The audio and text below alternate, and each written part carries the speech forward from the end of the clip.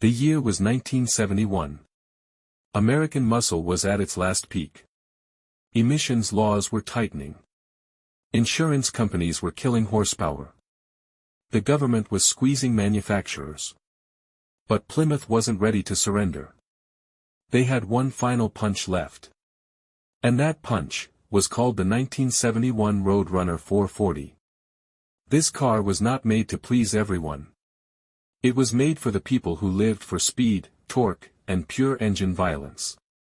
Under its hood was a 440 cubic inch V8, with 350 horsepower, and 480 pound-feet of torque. And torque is what wins races.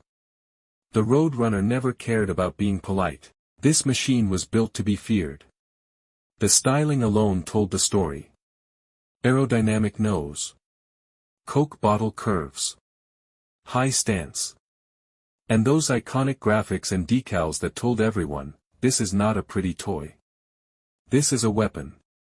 When you saw a 1971 Road Runner in your rearview mirror, you moved aside. Because if you didn't, it was already too late. Plymouth only created the Road Runner to serve one purpose: deliver maximum performance for minimum cost. It was one of the few muscle cars that gave true racing experience at a price a normal American working man could actually afford. It democratized horsepower. It brought racing to the streets. And that is why it became a legend. But government pressure and rising fuel crisis started to kill the muscle era. The Road Runner 440 became one of the last true expressions of American muscle identity before the industry was forced to calm down and slow down. The cars that came after this era were weaker, quieter, more controlled. The Road Runner 440 was one of the last cars built before muscle was chained and tamed. Today, collectors chase the 1971 Road Runner because they know what it represents.